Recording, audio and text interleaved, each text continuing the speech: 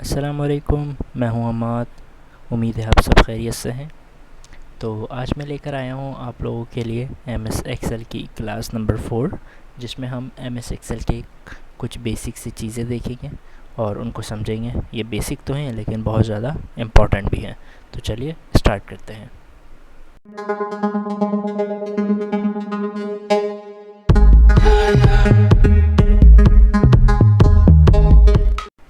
तो सबसे पहले तो मैं आपको बता दूं कि अगर मैंने कोई एक शीट बनाई है, एग्जाम्पल के तौर पर जैसे मैंने आपको क्लास नंबर 3 में ये शीट बनाकर दिखाई थी, ठीक है। अच्छा, मैंने आपको टास्क दिया था रिमार्क्स का फार्मूला आपको ख़ुद लगाकर कमेंट करना है। तो कुछ लोगों ने किया है, कुछ लोगों ने नहीं किया है। तो मैं इसको रिव्यू करूँगा कमेंट पढ़ के और आपको बताऊँगा कि क्या सही है क्या गलत है। लेकिन ये होगा नेक्स्ट क्लास में, क्योंकि मैंने टाइम बढ़ा दी है। तो ये हम यानी अब जो क्लास अपलोड हो रही है इसके बाद जो क्लास अपलोड होगी उसमें करेंगे। तो अभी के लिए मैं आपको ये समझाना चाह रहा हूँ कि एग्ज़ाम्पल के तौर पर अगर मैंने ये एक शीट बनाई है, ठीक है। अब मुझे करना ये है कि इस शीट में मुझे एग्ज़ाम्पल के तौर पर एक पेपर और ऐड करना है। एग्ज़ाम्पल के तौर पर इस्लामियत का पेपर भी है, तो मुझे इस्लामियत का पेपर भी ऐड करना है। अब वो मैं कैसे करूँगा? या तो ऑप्शन नहीं है, या तो पाकिस्तान स्टडीज़, सिंधी, इंग्लिश, यहाँ तक कि फिर डायरेक्ट ऑब्टेन मार्क्स आ रहा है। तो उसको ऐड करने के लिए हमें करना ही होगा, यानी कि हमें एक मज़ीद एक कॉलम चाहिए ना, यानी एक कॉलम चाहिए जिसके अंदर इस्लामियत के पेपर के नंबर आ जाए बिना डिलीट किए। तो उसको मैं इस तरह से करूँगा। तो आप सबसे पहले जाएंगे वहाँ पर जहाँ पर आपको चाहिए। मुझे सिंधी से पहले चाहिए, तो मैंने सिंधी पे कॉलम पे क्लिक कर दिया। अगर आपको इससे पहले चाहिए ना, आप कोई भी कॉलम ऐड करना चाह रहे हैं एक्स्ट्रा, तो आपको जहाँ पर भी चाहिए आप उससे पहले वाले कॉलम पे जाकर क्लिक कर दे। तो मुझे यहाँ पर सिंधी से पहले चाहिए, तो मैंने सिंधी वाले कॉलम पे क्लिक किया, उसके ऊपर राइट क्लिक किया और यहाँ से मैंने इंसर्ट कर दिया। क्लिक किया, राइट क्लिक किया, इंसर्ट कर दिया। तो वो उसके बराबर में उसने क्या कर दिया, एक मज़ीद एक कॉलम ऐड कर दिया, जिसके अंदर एग्जाम्पल के तौर पर अगर मैं इस्लामियत के नंबर लिखना चाहूँ, मैंने यहाँ पर ISL लिख कर इस्लामियत लगा दिया और उसके बाद जिसके जितने नंबर आए हैं मैंने उसको उतने नंबर सिंपल दे दिया। क्लियर हो गई बात? तो इस तरह से आपको जहाँ पर भी कोई कॉलम ऐड करना हो आप वहाँ क्लिक करेंगे, राइट क्लिक करेंगे और इंसर्ट पे क्लिक कर देंगे, तो उससे पहले एक कॉलम ऐड हो जाएगा। इसी तरह अगर आपको कोई कॉलम डिलीट करना है, तो जिस कॉलम को आपको डिलीट करना है उसके ऊपर क्लिक करें, राइट क्लिक करें, उसके बाद डिलीट पे क्लिक कर दें तो वो डिलीट हो जाएगा।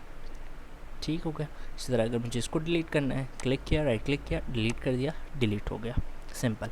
अच्छा, इसी तरह रॉ में भी है। अगर आपको कोई रॉ ऐड करनी है, एग्जाम्पल के तौर पर मुझे यहाँ पर नाजरीन नज़ीर से पहले एक ऊपर एक रॉ ऐड करनी है, तो मैंने यहाँ पर क्लिक किया, राइट क्लिक किया, इंसर्ट पे क्लिक किया, तो उसने नज़ीर से पहले एक रॉ ऐड कर दी। एग्जाम्पल अगर मुझे यहाँ लाइबा शेप पर करनी है, मैंने यहाँ क्लिक किया, राइट क्लिक किया, इंसर्ट पे क्लिक कर दिया, तो उसने ऊपर एक रॉ ऐड कर दी। सर अगर मुझे इसको डिलीट करना है, तो मैंने यहाँ राइट क्लिक किया, डिलीट पे क्लिक किया, तो डिलीट कर देगा। कोई भी डिलीट करना हो क्लिक करेंगे, डिलीट पे क्लिक कर देंगे, डिलीट कर देगा, सिंपल। अच्छा, तो अगर एग्जाम्पल के तौर पर ये मैंने अगर एक मार्कशीट बनाई है, अगर मैं हेडिंग लगाना चाहता हूँ ऊपर कि ये एक मार्कशीट है, तो वो मैं हेडिंग किस तरह लगाऊंगा? एग्जाम्पल के तौर पर अब ऊपर तो जगह खाली ही नहीं है हेडिंग लगाने की। मैं करूँगा ये कि ऊपर की तरफ कुछ रॉज ऐड कर लूँगा। यानी मैंने यहाँ क्लिक किया, राइट क्लिक किया, इंसर्ट कर लिया, एक दफ़ा और कर लेते हैं, एक दफ़ा और कर लेते हैं और एक दफ़ा और कर लेते हैं, यानी मैंने 4 रॉ ऐड कर दिया। ठीक हो गया। अब मुझे हेडिंग लगानी है मार्कशीट की, तो अगर मैं यहाँ एक सेल में हेडिंग लगाता हूँ मार्क शीट, ठीक है, और मैं इस पर क्लिक करके इसके साइज़ को यहाँ से बड़ा कर देता हूँ, तो देखें आप क्या हो रहा है, ये मार्कशीट यहाँ तक आ रहा है और उसके बाद एग्जाम्पल के तौर पर मुझे ये लग रहा है ना टी यहाँ लिखा हुआ है, यहाँ डबल क्लिक करके कुछ लिखना शुरू करूँगा, वो उस पर क्या कर देगा, ओवरराइट कर देगा। तो हेडिंग लगाने के सबसे बेहतरीन तरीका ये है कि आप हेडिंग लगा लें और नीचे अगर आपने काम किया है तो आप सारी खाली जगहों को सिलेक्ट कर लें, यानी इतनी ही खाली जगहों पर हमारी हेडिंग आएगी। तो मैंने इतने जगहों को सिलेक्ट कर लिया। सेलेक्ट करने के बाद यहाँ से ऊपर की तरफ आपको ऑप्शन दिखेगा मर्ज एंड सेंटर का, ये वाला ऑप्शन। तो आप सिंपल यहाँ से मर्ज एंड सेंटर पर क्लिक कर दें, तो वो उसको मर्ज करके सेंटर पर कर देगा। उसके अलावा ये नीचे की तरफ आ रहा है तो आप यहाँ से भी अलाइन कर सकते हैं। ये मैंने MS वर्ड की क्लास में ज़रूर बताया है कि लेफ़्ट लाइन है, ये सेंट्रल लाइन है, ये राइट लाइन है, सेंट्रल लाइन। इसी तरह ये टॉप लाइन है, ये मिडल लाइन है और ये बॉटम है। मुझे इसको मिडल करना है तो मैंने यहाँ मिडल पे क्लिक कर दिया। अच्छा, अगर इसके बैकग्राउंड का कलर चेंज करना है तो यहाँ से जाकर हम इसके बैकग्राउंड के कलर को चेंज कर सकते हैं। उसके टेक्स्ट के कलर को चेंज करना है तो यहाँ से जाकर हम इसके टेक्स्ट के कलर को चेंज कर सकते हैं। अगर इसको मज़ीद छोटा करना है तो हम साइज़ छोटा कर लें, साइज़ बड़ा कर लें, फ़ॉन्ट चेंज करना हो तो यहाँ से जाकर हम फ़ॉन्ट चेंज कर सकते हैं। ये सारी चीज़ें हमने अपने एमएस वर्ड के कोर्स में ज़रूर देखी हैं। अगर आपने एमएस वर्ड का कोर्स नहीं देखा तो आप वो भी देख सकते हैं। अच्छा, तो उम्मीद है आपको यहाँ तक तो समझ में आ गया होगा कि हम किस तरह से ये सारी बेसिक चीज़ों को इस्तेमाल कर सकते हैं। अच्छा, उसके अलावा ये जो हमारे पास एम एस एक्सेल की फ़ाइल है, इसको हम कहते हैं ये पूरा एक वर्कबुक है, क्योंकि जब हम फाइल पे जाते थे, न्यू पे जाते हैं, तो यहाँ पर हमें ऑप्शन क्या देता है, ब्लैंक वर्कबुक लेने का। तो यहाँ पर एक वर्कबुक आती है, तो एक शीट आता है सिर्फ उसमें। तो हम मज़ीद शीट कैसे ऐड कर सकते हैं, यहाँ नीचे की तरफ आकर अगर मैं प्लस पे क्लिक करूँ तो ये एक और एक मज़ीद शीट ऐड कर देगा। अब आप इस शीट को आगे पीछे भी कर सकते हैं, पकड़ के इधर ले आऊँ मैं तो ये शीट इधर आ जाएगी। इसी तरह इसको 1 को लास्ट में ले आऊँ तो ये शीट लास्ट में आ जाएगी, इस तरह से।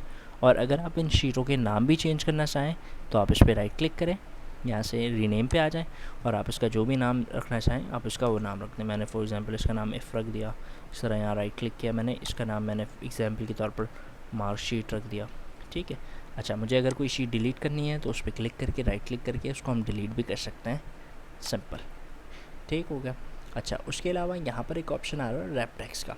इस रैप टेक्स्ट से क्या मुराद है, इस रैप टेक्स्ट से मुराद ये है कि एग्जाम्पल के तौर पर अगर मैंने यहाँ पर एक सेल में कोई वैल्यू लिखी, यानी मैंने यहाँ पर इस सेल में, इस वाले सेल में यहाँ पर एक वैल्यू लिखी, एग्जाम्पल के तौर पर माइक्रोसॉफ्ट EXCL। ठीक हो गया। अब ये मसला क्या आ रहा है, ये एच वाली लाइन पे आ जा रहा है एक्सेल और माइक्रोसॉफ्ट यहाँ पर आ रहा है। तो या तो एक तरीका तो ये, या मैं इसको डबल क्लिक कर दूँ तो ये इसकी लेंथ को बढ़ा देगा, या मुझे अगर इसको डबल क्लिक करके लेंथ नहीं बढ़ानी तो मैं इस पर क्लिक करके यहाँ से रैप टेक्स्ट कर दूँगा, तो जितनी चीज़ें एक लाइन पे आएंगी वो एक लाइन पे रख के इसको नीचे की तरफ उतार देगा in the same cell, simple. इस तरह से कि ये इसकी रॉ की चौड़ाई को जो है वो बढ़ा देगा, सिंपल। उम्मीद है आपको ये बात समझ में आई होगी।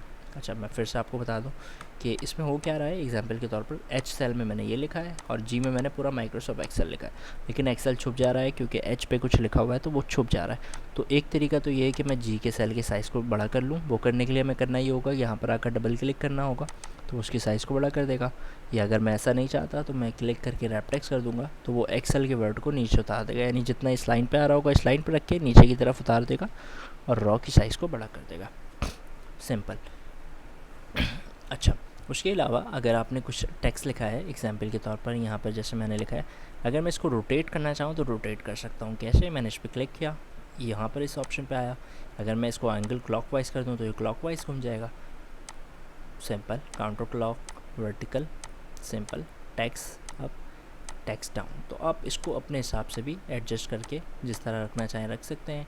अगर इसको सीधा करना हो दोबारा आप इस पर क्लिक करके एंगल क्लॉकवाइज पे क्लिक कर दें तो ये दोबारा इसको सिंपल कर देगा। ठीक हो गई बात, क्लियर हो गई, ठीक हो गया।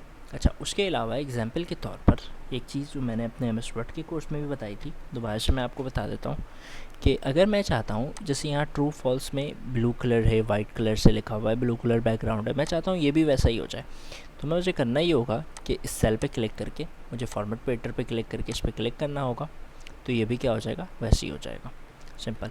यानी आपको एग्जाम्पल के तौर पर मुझे इसको ब्लू एंड वाइट करना है तो मैंने इस सेल पे क्लिक किया, उसके बाद इस फॉर्मेट पेंटर पे क्लिक किया और सिंपल इस पर क्लिक कर दिया तो ये भी वैसा हो गया।